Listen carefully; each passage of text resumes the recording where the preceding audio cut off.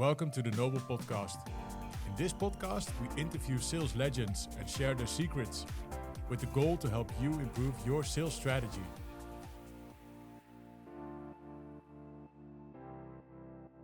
Welcome everyone. In our podcast today, we have Sandra Mittica.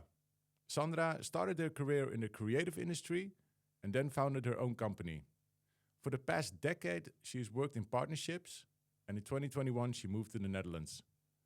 In 2024, she joined a company called Deel as the partnership manager for the Benelux region. She attained 258% of her quota, and because of that, she got the French region, the Nordic region, and strategic alliances added to her portfolio. Welcome, Sandra. Thank you. Thanks for having me. Good morning. Good morning. Also, Sandra is fluent in French. She's fluent in Finnish, English, Spanish, and German. So, yeah, I think if the EU was a person, this is what she would look like, basically. Yeah, I'm quite multicultural. Thanks for having me this morning. Hey, for the people who are not sure what a partnership manager does at all, like, can you help understand? Yeah. So I've done a bunch of jobs. I think I'm a jack of all trades. And this is why being a partnership manager really suits me. So partnerships is sales related, but you can decide how you do partnerships. For me today, Noble is a partner, and I have partners who refer business to my company. So let's say we do lead generation together. The partners introduce their clients to me. We have a similar ICP. And then I introduce the clients to our sales team. So it's like indirect sales. You have a big network that you tap into to be able to sell. Nice. Okay, so summarized, it's not direct sales, it's selling through other companies that have similar customers, basically. Correct. And then why I said I'm a jack of all trades is I've done different professions, and in partnerships, it's really good if you have a little bit of knowledge of everything. How to do events, how to do marketing, how to do sales, how to do upsales. Also a little bit of customer support, I want to say. So I think that helps me today in my job. Nice. Sounds a bit like recruitment, actually. Hey, so in partnerships, you have all these different roles because we've recruited a lot of partner sales professionals as well. You have alliances, you have channel, you have what else do you have? Strategic partners, integration partners, reselling partners, affiliates. So can you help us quickly understand the landscape? What is the difference between all these things? Yeah, so affiliates are the annoying Instagram ads you click on. Basically, the influencer who says she loves the green smoothie but is getting paid for it. Then resellers are obviously people who resell your solution. So I think a company like Microsoft, right, who gets, I want to say 95 of their revenue from their partner ecosystem who resell their solution. Oh, wow. That's massive. So, people who resell you. Then you have white label partners. So our friends, Coca-Roco, for instance, in the Netherlands, that work with us both, right? They sell my company's today's solution, but they have put their logos on it. Ah, okay, like that. So white labeling.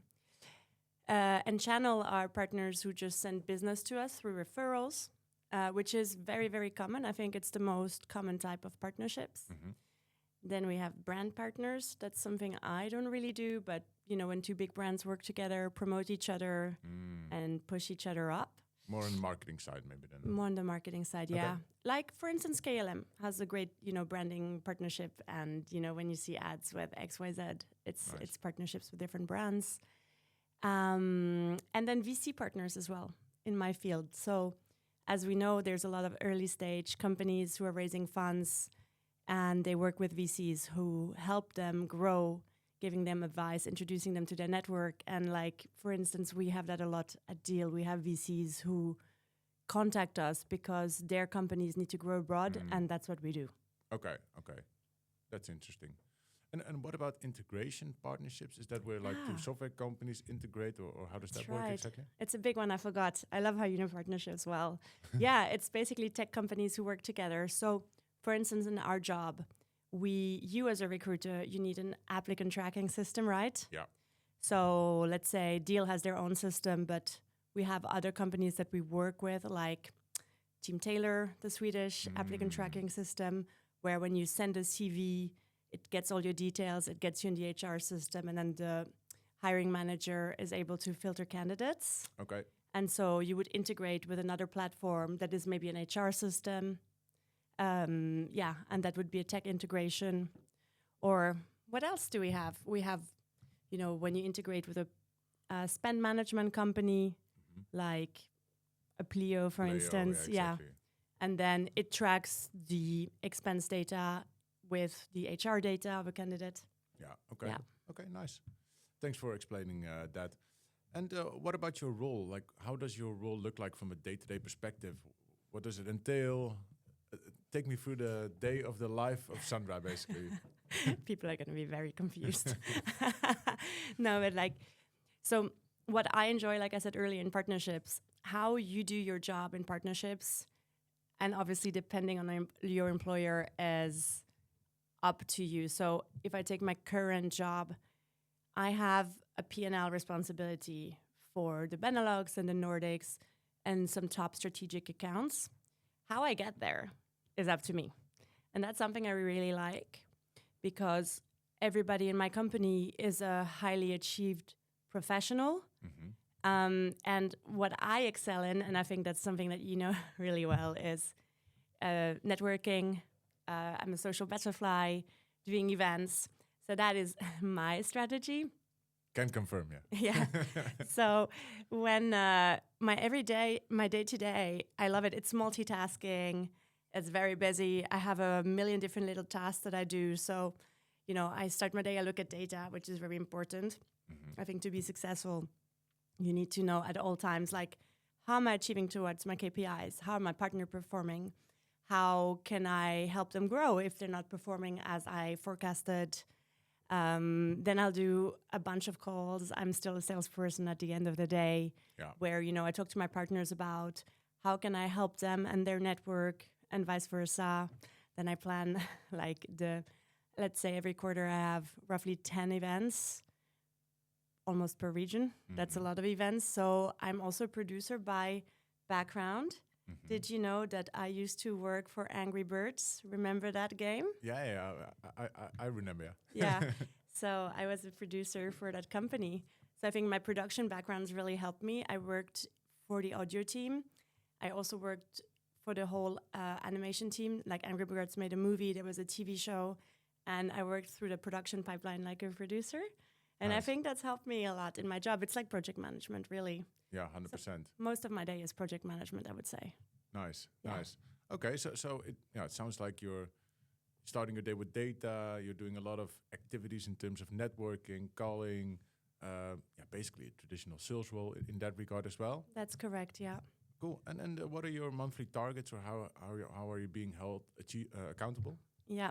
So I think I also want to say that's something that's changed for me. So when we met first 15 months ago, I was a partnership manager that prospected, like in sales. So I prospected finding my own partners. I onboarded them, then I activated them. So I taught them about our product. I taught their sales team. I enabled them. And then I made sure they send us the first referrals, and then we grew to a strategic partnership. My targets then were, how many new partners do I get on board in my regions? Yeah. Then there is always an annual revenue, or like an ARR target every quarter, so annual recurring revenue. And how many sales qualified opportunities I'm bringing forward, meaning the partner send me an email with a lead who needs my product. I have referred them to my sales team. The sales team has booked a demo, and there's a purchasing need in 12 months, and they have that. I had that only as a target. As our program has grown, so when I started, we were 15 partnership managers. We're like 40 now, I think. Wow. It's a lot in 15 months. I've become more strategic. So we have somebody who onboards the new partners, somebody who activates them, and then I get partners who already know about us, and I can do initiatives that will drive more revenue. So today my targets are still annual revenue. Yeah. And then sales qualified opportunities. But also what I find really good is how much business I send back to my partners. I have a revenue component to that. Okay. And it's called support ARR. Nice. And I think it's important because partnerships is a collaboration. Often people say, oh, can we have a partnership? I was like, you mean you're trying to sell me something? You want my money, but no, we're not giving back? Yeah. That's not partnerships. Okay, interesting. I love how pragmatic those targets are basically around SQLs, around ARR, around new partners. So it's super performance driven. It's tangible. Basically. Exactly. You can't cheat the numbers. Exactly. And in terms of perhaps either when you started in that role or in your current situation, like what then is your target in terms of ARR, new clients, ballpark? Yeah, I don't know if I can disclose, but we can cut it out eventually. If no, don't worry. We can keep it on. Per quarter, it is 6 figures, mid 6 figures. Okay. So I would say, depending on the company, I'm like a mid-market AE. Yeah, okay. Right? But the thing is, the revenue is out of my control because I can activate my partners. They can send me referrals, but then I hand this over to my sales team, right? Yeah. Luckily, our sales teams are rock stars. Yeah, they need to be. Otherwise, you won't reach your targets, basically. Exactly. Yeah. Okay. So. Interesting. Okay. Hey, and how are you performing against those targets currently? Really well. Knock on wood, like literally every quarter.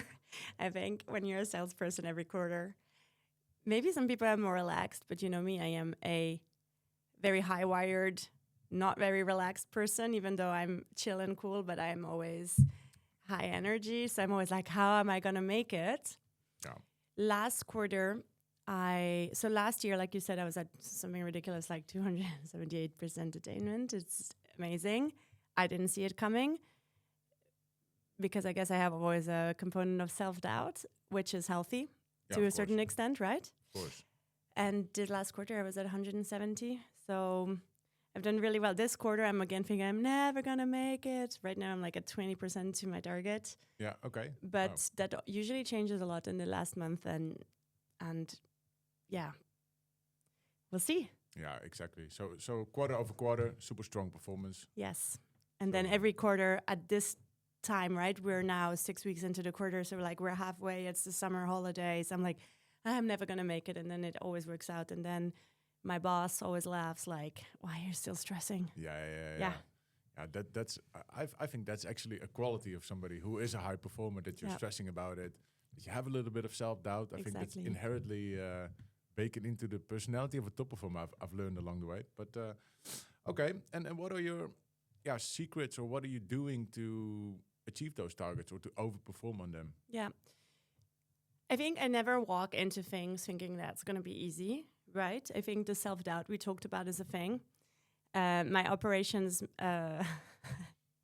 person called Ali, I'll send him the recording, or he'll have a laugh, but he was like, congratulations, you just ended up the quarter at 170. I was like, yeah, I really wanted to be at 180 minimum. He was like, Jesus, Sandra. So, and then I was like, oh yeah, I guess I'm very demanding. And he said, that's what makes you a star performer. So I'm demanding. I always want to do more. So I think that's one of the things. Being creative is super important. I don't do things by the book, as you know, right? I try to think a little bit outside the box, and I know it's not a black and white tip for anyone here, but I try to come up with new ideas. So I give you an example. As a tool in the company, as soon as we have a meeting with a partner, we use Gong that, records sales calls. And I put in the search words now, the word Pleo, for example, our spend management partner. So every time somebody at Deel mentions Pleo, I now get a notification on Slack. Okay, nice. And then I write to that AE that I've probably never met because we're 7,500 people in the company. Exactly. And I will say, hey, I noticed you mentioned, our partner. Do you need a reference from the AE at Pleo to close your deal faster? I message Pleo, they message the prospect. Boom, this counts as support for my partners. Perfect. So, it's like, thinking of tricks, because our targets change, things change, but there's always thinking outside the box. And then what else? I think positivity is super important, right? If you're not a winner every time you wake up and you're going to tackle your day, then you might as well do another job. Yeah. You know, optimism. What I like is, since we're all P&L responsible, we all contribute to the common goal of the company. And I think that's important when you are, you know, trying to motivate your people. If they feel like they can contribute, is super important. Yeah. And then I try to find out like who you are as a partner. What is important for your target? How can I help you reach your goal? How can you get the recognition in a company? And then we come up with solutions of, you know, how to get it done. Yeah. I like to do fun stuff. Like I love that we had this boat cruise. Yeah, that was nice. Then with one of our partners, we went to a ball pit and like a playing arena. We also did that together. I just tried to get one of my partners to go to Silverstone Racing F1. Yeah. Nobody's done it at Deel yet. And I got the okay That's from really the cool. sales team to go like last month. But then the partner could not deliver the enterprise clients that last in time. So I'm still going to try next year to go to F1 and take my partner. So do stuff that is out of the ordinary, I think. Exactly. And I mean, if I can add to that, because we've worked together a lot, Yes. so I've experienced it first-handedly, right? And it might be an obvious one. It's becoming a common trend among the people who are sitting here across the table. But you're really hardworking. You put in the hours, you put in the effort. You're always on. So I think that's of course also super important to be successful. That's And true. additionally, also you can really be you can chase very elegantly, right? So if you want something from a partner, you also need to chase them because they have busy lives, they have their own agendas, priorities as well. But you do it in a way that's very elegantly, that's not annoying, Thank but it's still you. effective, right? So that's also kind of a skill that's, I guess, important in your Thank you, in yeah. every salesperson's work, I guess. You're right. I think it's being diligent, right? You really need to, it's again, project management, right? You can't just wait for people to remember you. Exactly. And it's important if you need to get stuff done. Exactly. Hey, then a few practical questions. How do you exactly find and close new partners? What's your process for that? Yep.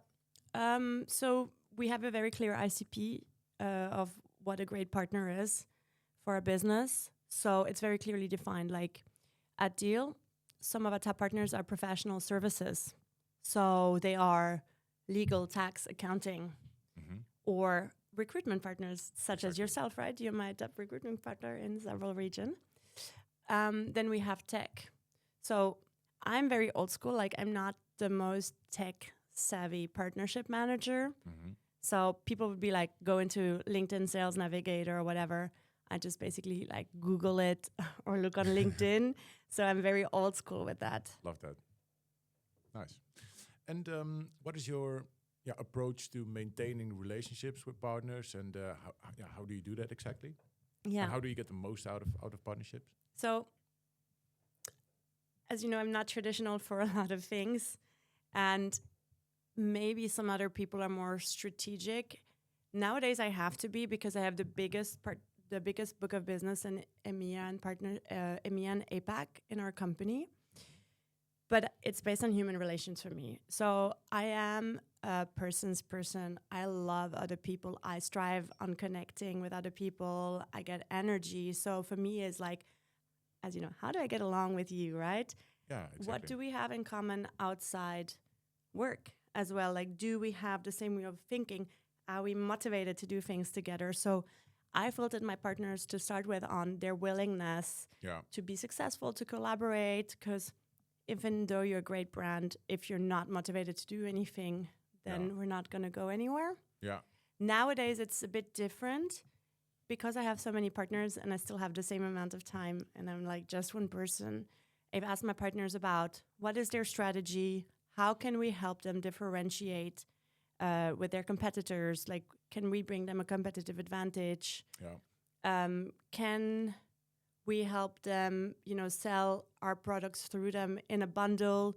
Do we incentivize their sales team as well to get something back, not just a partner, so that they're not the only one getting the rev share? And getting outside of the box ideas.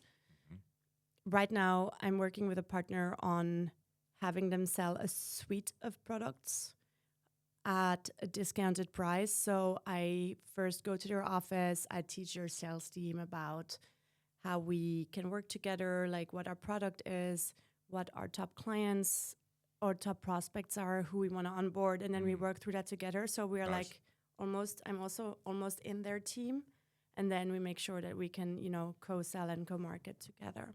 Nice. That must be the ultimate partnership goal, to almost feel like you're actually working in the same team. Yeah. Nice. And I can also imagine that if you focus on the right partners, same as with a great sales rep, right? He or she knows how to focus on the right opportunities that are likely to close, instead of running after every little opportunity there is, because then Yeah, and I think the difficulty in my current position is our company sells to SMBs, mid-market, and enterprises. Mm-hmm. And then obviously last quarter had the highest revenue target in EMEA APAC. So I was like, instead of selling our smallest price product, I will sell global payroll, which is obviously a product where the pipeline is a lot longer, or like the sales cycle is a lot longer, but then the revenue will be bigger. So right now I'm thinking, how can I focus also on like selling global payroll? Yeah. And how can I do it in a way that is like constructive? Yeah, fair enough. One of my colleagues in the UK did an event with learn about global payroll and drink wine. Perfect. Yeah, invite people to drink wine. It always works. And forget all the learnings afterwards. Exactly. I mean, global payroll anyway is a very complex detail. So, as long as you get the basics. Nice. Hey, then a question around the partnership strategy from Deel. Yeah, you mentioned once to me that the partnership team is 1% of the global headcount, but they produce 25% of the global revenue. So that sounds super efficient. Yeah. Why is the strategy working for Deel, do you think? So there's several components. I think when you're an SMB and you're thinking about raising money, you're a startup, you're like, why should I start partnerships now? So then you're like, I'm raising money, I'm thinking about product market fit or USP. That's already when you should start thinking about partnerships, and that's something that Deel has done. So Deel is 6 years old. They have had partnerships for 4 years, and they integrated partners right away. So they grew through their partner ecosystem, not just product-led growth, but ecosystem growth. So they tapped into their partners. For instance, you have a startup who's thinking like, now I need an accountant. Now I need a lawyer. I need this and that. Do you need that overhead cost?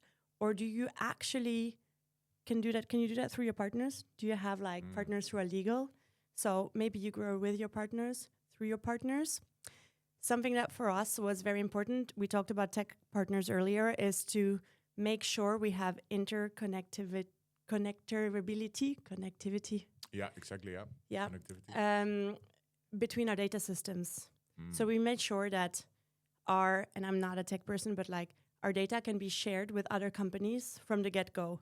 So we didn't build product, closed it. We're already building it so that it's connecting with other systems. In mind, it's built basically. Exactly, Okay. and we can grow faster.